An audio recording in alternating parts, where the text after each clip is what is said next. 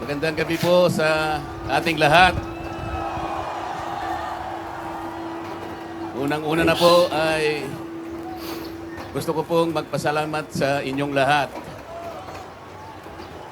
Kahapon pa po ay tinitingnan ko na kayo. Lalong-lalo na po yung nanggaling pa sa malalayong lugar. Meron pa po ako nakitang nasa panig ng katandaan, mga lolo at mga lola. Kahit na po ang lakas ng buhos ng ulan, walang tumitinag, walang umuuwi. Lalo na kung nagpapahayag po kayo ng ating pagkakaisa. Ang ating hinahanap na katarungan, hinahanap nating katotohanan, transparency at accountability. Salamat po sa lahat ng mga kapatid sa Iglesia ni Cristo. Salamat din po sa mga hindi kapatid ngunit nakikisang-ayon at sumusuporta sa pagkakaisa natin sa gabing ito. Yes. Ang iba po ay mga kakilala ko, yung iba po ay hindi ko man kakilala, ngunit nagpahayag po sila Yes. ng pagsuporta at pagmamahal sa ating bansa at sa ginagawa natin ngayon. Hindi na nga po sana ako pupunta dito. Kasi baka akalain po nung iba, ako pa po yung nag-i-instigate, hindi po. Ang palagi ko pong ginagawa, kagaya ng palagi kong sinasabi, ay kailangan maipakita natin kung ano ang tunay at tapat na paglilingkod ng isang public servant sa pamahalaan. Gusto ko pong gamitin ang aking sarili na isang mabuting halimbawa kung paano ang isang public official ay tumupad ng kanyang tungkulin dahil sa pinagtiwalaan ng mga tao para sila ay paglingkuran. Hindi ko po alam kung paano ko kayo pasasalamatan sa tuwing nababanggit ang aking pangalan na sinusuportahan po ninyo ang aking ginagawa para sa ating bansa.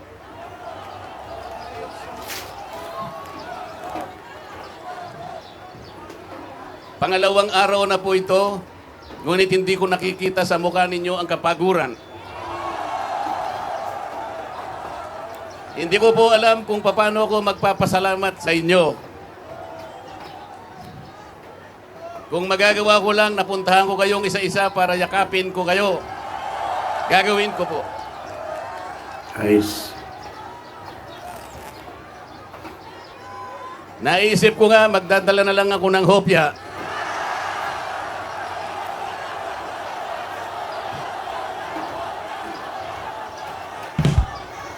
Pero nung makita ko po na napakarami ninyo, kahit 30 pabrika ng hopya, hindi magkakasa sa inyo.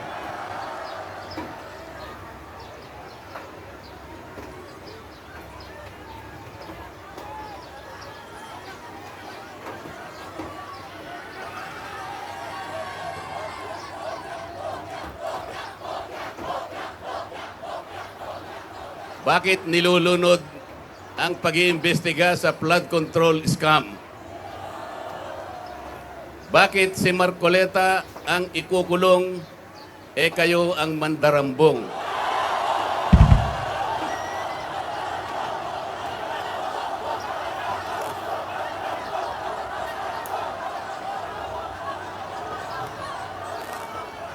Meron po akong babasahin sa inyo, alam nyo na po ito, pero kailangan pong alam ko uli sa inyo para maitatak po sa ating puso.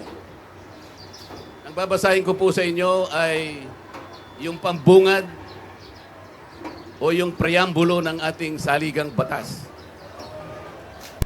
Ito po ang kauna-unahan, ito ang pambungad, ito yung panimula. Kung tawagin natin sa English ay preamble. Yes. Ito po ang sama-samang isinulat ng bawat isang Pilipino noong ang ating saligang batas ay ating pinagtibay. Babasahin ko po. Kami, ang nakapangyayaring sambayanang Pilipino na humihingi ng tulong sa makapangyarihang Diyos upang bumuo ng isang makatarungan at makataong lipunan at magtatag ng isang pamahalaan nakakatawan sa aming mga mithiin at mga lunggatiin, magtataguyod ng kabutihan sa bawat isa, mangangalaga at magpapaunlad ng aming kamanahan at titiyak para sa aming sarili at sa angkanang susunod ng mga biyaya ng kalayaan at demokrasya sa ilalim ng pananaig ng batas at ng pamahalaang puspos ng katotohanan, katarungan, kalayaan, pag-ibig, pagkakapantay-pantay at kapayapaan ay naglalagda Yes. at naghahayag ng konstitusyong ito. Mga kababayan, Tama. ito po ang batayan kung bakit nandito tayo ngayon. Nais nating ipaalala sa pamahalaan ang ating mga layunin, ang ating mga adhikain, ang ating mga pangarap para sa ating sarili at sa susunod na saling lahi, at ang ating pangarap sa ating pinakamamahal na bansa.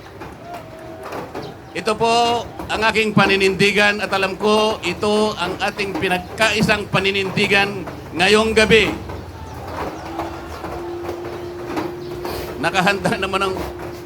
Nakahanda po akong magpakulong. Kung kinakailangang maaresto po ako, wala pong problema. Kung ito po ang kabayarang hinihingi para ipagtanggol ko ang katarungan Nice. at ang pambansang kagalingan at ang interes ng mamamayang Pilipino.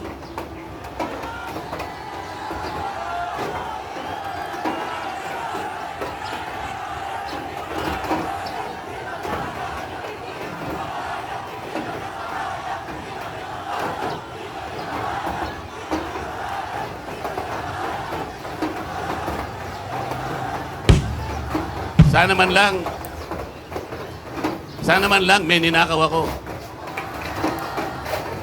Sana man lang kasama ako sa mga mandarambong. Mga nabanggit na yung mga pangalan nila. Ang isa ay si Martin Romualdez. Ang pinagdalhan ng mali-malitang pera.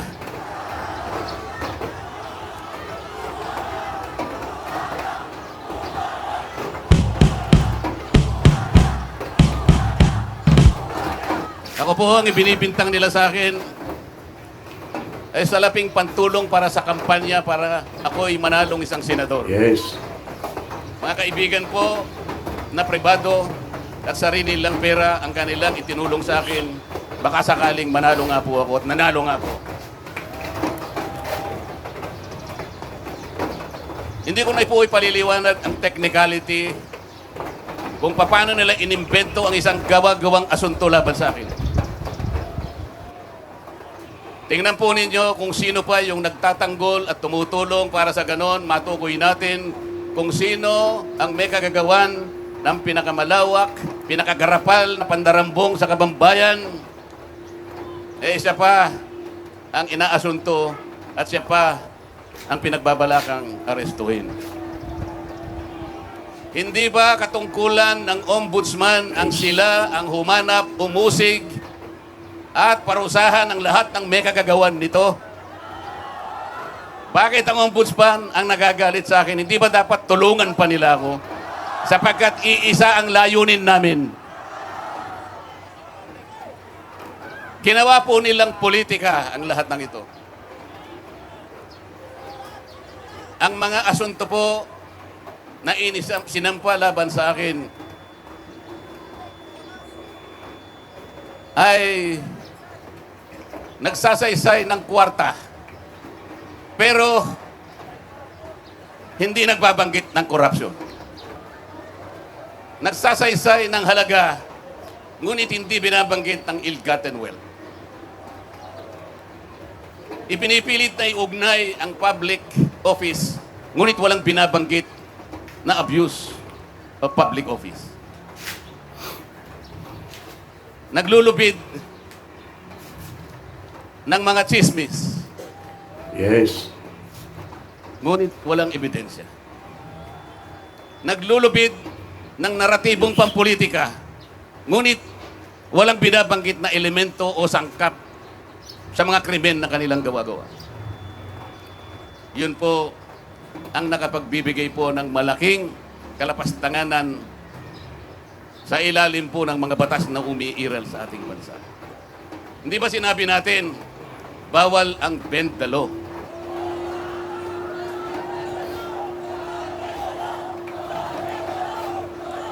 Ayun. Don't bend the law.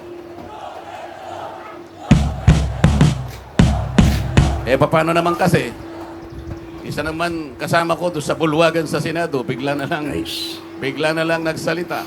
Sometimes you have to bend the law to be able to please the people.